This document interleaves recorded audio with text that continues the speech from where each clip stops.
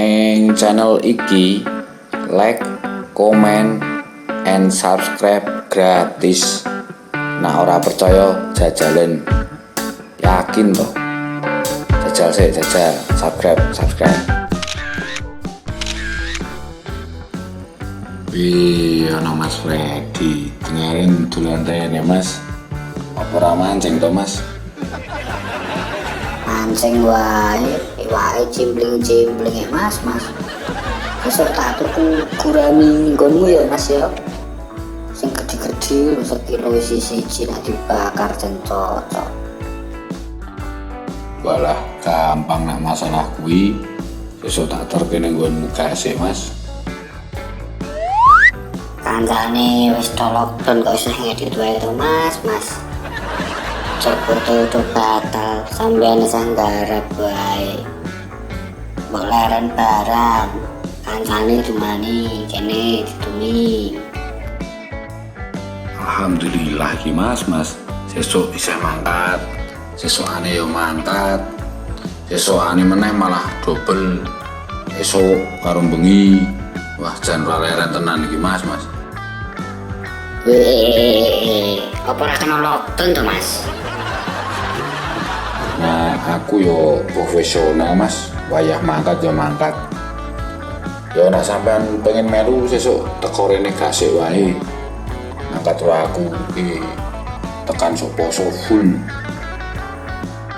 Wah, cocok iki Mas. Berarti aku sesuk rene gasik ya yo. Pas subuh ya yo.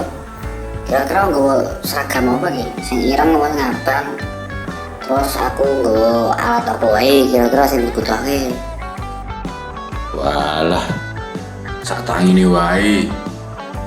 Rasa aneh-aneh rasa nggo seragam sekoloran kaya nak mangkat mancing kae lho Mas, ora apa-apa. Tukang foto mosok koloran, ayo isin aku engko. Lah kuwi kira-kira acara apa to kok? Santai men to. Mangkate sak-sake. Pakaiane sak-sake. Apa acara resmi to Mas? Acara resmi wong yo dirawuhi bupati, dirawuhi presiden barang kok. Yo mestine resmi kuwi acara privat kok, tertutup kuwi acara tertutup. Jadi yo ora ana wong ngerti. Wah, kudu dandan necis iki. Kira-kira mangkat jam piro Mas? Tenanan iki. Aku tak mangkat gasik tenan iki. Kandhani sak tangimu kok Mas. Pakaiane yo sak-sakes, rasa nggo alat wis gampang. Wong yo kabeh kuwi mau umbo-umbo.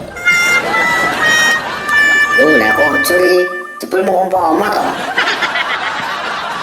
Yo sementara umbo-umbo sik. Mbok menawa dadi tenan kan alhamdulillah. Wah, sen. Kocur. Wis, ini ayo nangis bareng.